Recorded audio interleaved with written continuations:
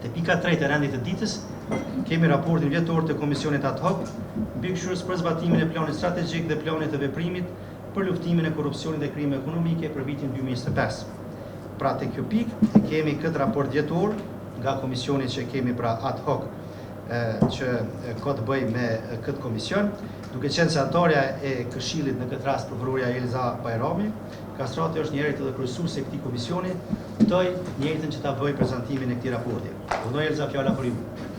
Sot po prezantoj raportin vjetor për vitin 2025 të përgatitur nga Komisioni ad hoc mbikëqyrës për zbatimin e planit strategjik dhe planit të veprimit për luftimin e korrupsionit dhe krimeve ekonomike. Ky raport është përgatitur nga Komisioni me përbërjen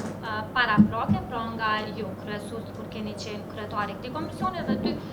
ish antarët, prokuroria Zonja Laura Kula dhe prokurori zoti Arben Ismaili, ndërkaq përbërja e re e këtij komisioni është nga unë si kryesuese dhe dy antarët tjerë, prokurori zoti Besim Kelmani nga zyra e kryeprokurorit të shtetit dhe prokurori Shkelzan Ibrahimi nga prokuroria e apelit. Këtë raport do të përpiqem ta paraqes në pika të shkurtra, duke qenë se me agjendën e këtij takimi veç sa antarët dhe gjithë ju e keni pranuar përmbajtjen e këtij raporti, por unë do të përpiqem ta përmbledh në disa prej çështjeve që konsiderojmë si janë më të rëndësishme për të qenë të prezantuara këtu. Raporti ka të bëjë me dy grupe të veprave penale, të cilat janë të kategorizuara në grupin e veprave penale të korrupsionit, ku përfshihen gjithsej 19 vepra penale, dhe grupin e veprave që përfshin krimet ekonomike dhe gjithsej janë 31 vepra penale. Prokurorit themelore si dhe prokuroria speciale raportojnë mbi bazën e këtyre vepra gjendjen e tyre për vitin 2025. Ky raport është përmbledhës për punën e trajtimit të rasteve të korrupsionit dhe krimeve ekonomike për vitin 2025. Raporti përbëhet gjithsej nga 4 pjesë. Pjesa e parë ka të bëjë me raportin e përgjithshëm për veprat penale të korrupsionit dhe krimeve ekonomike në të gjitha prokurorit dhe prokurorinë speciale për vitin 2025. Pastaj pjesa e dytë ka të bëjë me trajtimin e rasteve të korrupsionit dhe krimeve ekonomike vetëm në njësitin e krimeve ekonomike dhe korrupsionit që është në Departamentin për krime të rënda në prokurorinë themelore në Prishtinë. Pjesa e tretë ka të bëjë me aspekte krahasimore për veprat penale të korrupsionit dhe krimeve ekonomike ndër vite, nga viti 2020 deri në vitin 2025 dhe pjesa e katërt ka të bëjë me konstatime dhe rekomandime. Sa i përket punës së prokurorive gjatë vitit 2025 në lidhje me veprat penale të korrupsionit, mund të themi se gjatë vitit 2025 shumicën e kallëzimeve penale që ndërlidhen me veprat e korrupsionit e kanë parashtruar qytetarët, pastaj vin policia, pastaj vin organet publike dhe prokuroria me vetë iniciativë është e fundit me iniciimin vetëm të 4 rasteve. Mënyrat e trajtimit, gjithsesi gjendja dhe trajtimi i kallëzimeve penale, viti 2025 ka filluar me 708 raste, pastaj janë pranuar 677 dhe janë proceduar 529 raste, ndërkaq 1027 kanë mbretur. Prej gjitha prokurorive të cilat janë të përfshira në raport, pra 7 prokurori themelore dhe prokuroria speciale, prokuroria themelore e Gjilanit prin me trajtimin e kallëzimeve penale 67%, ndërkaq prokuroria themelore në Mitrovic ka numrin më të ulët të zgjidhjes së kallëzimeve penale. Prokuroria themelore e Prizrenit është prokuroria e cila prin me ngritjen e aktakuzave, sepse të gjitha rastet e korrupsionit kanë përfunduar me ngritje të aktakuzave, ndërkaq prokuroria themelore në Pej ka numrin më të ulët të aktakuzave, kurse shumicën e rasteve i ka hedhje të kallëzimeve penale dhe pushime të hetimeve. Prokuroria e Apelit nga të gjitha rastet të cilat përkatësisht ankesat që i pranën nga palët lidhur me hedhje të kallëzimeve penale dhe pushimet e hetimeve në rastet e korrupsionit, shumicën e tyre i aprovon dhe pastaj lëndët i kthen në rivendosje në prokurorinë themelore apo prokurorinë speciale, ndërkaq të gjitha ankesat e palëve për dështimin e prokurorëve në trajtimin e tyre brenda afatit 6 mujor i ka aprovuar. Sa i përket vendimeve të gjykatës në lidhje me këto vepra penale, në shumicën e rasteve kemi aktgjykime dënuese me përjashtim të prokurorisë themelore në Prishtinë, ku përqindja dallon pak me aktgjykime dënuese dhe ato liruese, ndërkaq kemi prokurori ku gjatë vitit 2025 nuk ka pasur të pranuara fare aktgjykime. Ndërkaq për rastet ku janë liruar, i kemi edhe të raportuara dhe ankesat e parashtruara nga ana e prokurorëve. Në raport në lidhje me veprat e korrupsionit kemi po ashtu të paraqitura edhe lëndët e natyrës PPN, ku shumica e rasteve janë paraqitur përkatësisht lëndët PPN janë parashtruar nga policia, pastaj vinë nga qytetarët, pastaj nga organet publike dhe prokuroria me vetë iniciativë, ndërkaq Prokuroria Themelore në Gjilan është prokuroria e cila gjatë vitit 2025 e ka përfunduar punën me rastet PPN. Të gjitha rastet PPN të cilat kanë qetur në Prokurorinë Themelore në Gjilan kanë kaluar apo janë mbartur në lëndë të rregullta si trajtim i kallëzimeve penale, ndërkaq Prokuroria Themelore në Filizaj rezulton që ka mbyllur numrin më të vogël të PPN-ve. Sa i përket krimeve ekonomike, edhe këtu, domethënë në të gjitha prokurorit, edhe këtu rezulton që shumica e kallëzimeve penale këtu vinë nga policia, pastaj vinë nga qytetarët, pastaj nga organet publike dhe prokuroria me vetë iniciativë.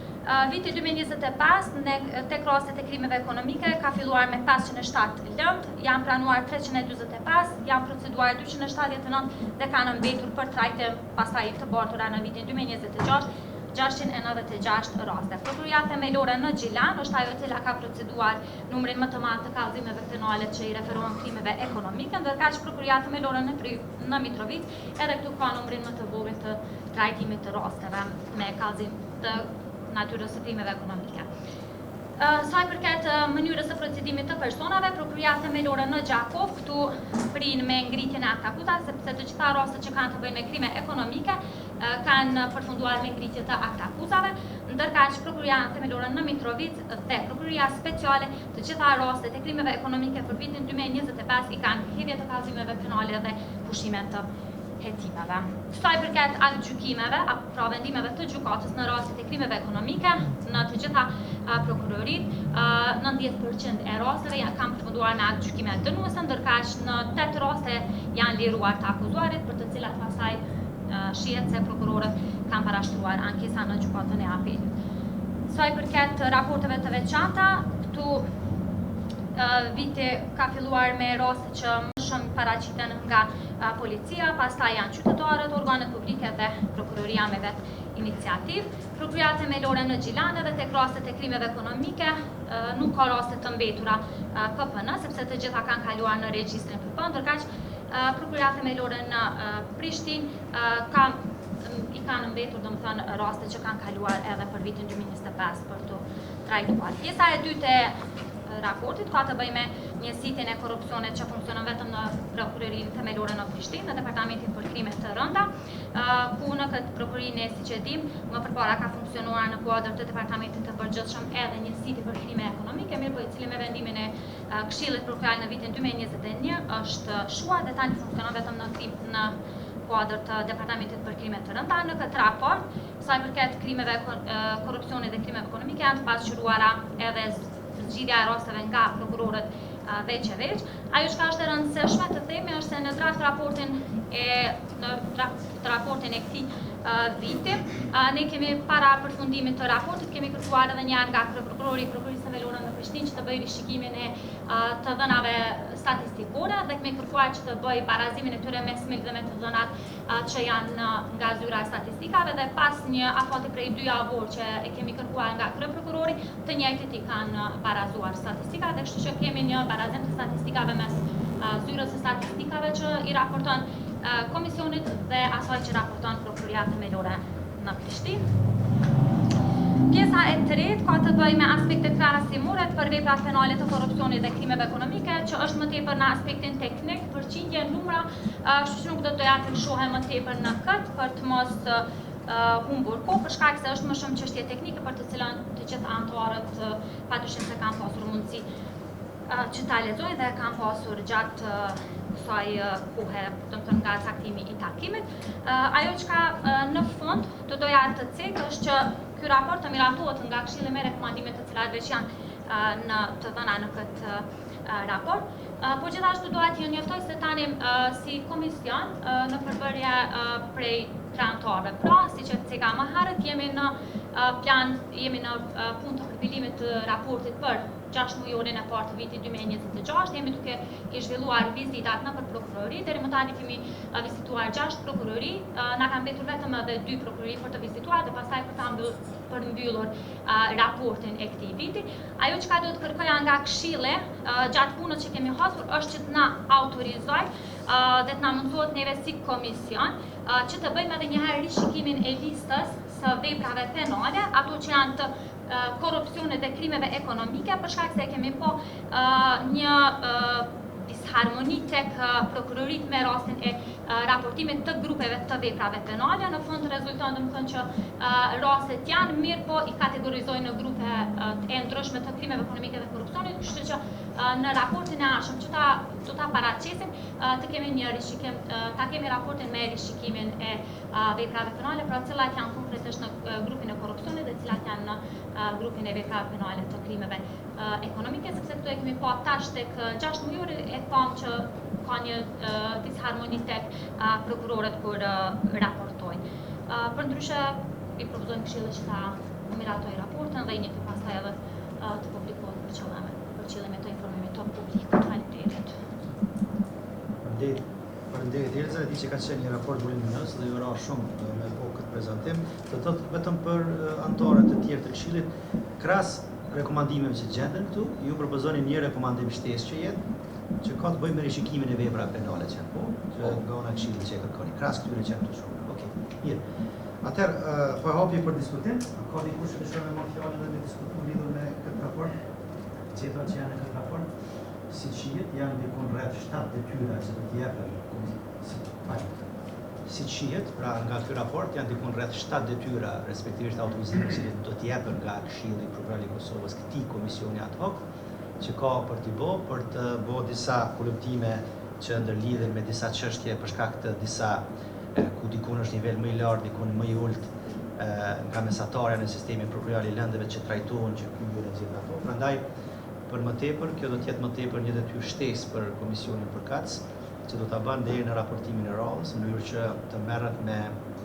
këtë analizë për të pasur pse janë këto disproporcion të quaj midis prokurive brenda sistemit prokuror. Nëse jo, kush është për miratimin e këtij raporti së bashku me rekomandimet e dhëna plus rekomandimin shtesë që dha Elza lidhur me rishikimin e veprave penale? Okej, të gjithë janë për, kundër nuk ka, abstenim nuk ka. Konstatoj se Këshilli me 7 vota për, asnjë kundër, asnjë abstenim, miraton raportin vjetor të Komisionit ad hoc mbikëqyrës për zbatimin e planit strategjik dhe planit të veprimit për luftimin e korrupsionit dhe krimeve ekonomike për vitin 2025 së bashku me rekomandimet e dhëna, plus këtë rekomandimi shtesë që ceka si më lartë.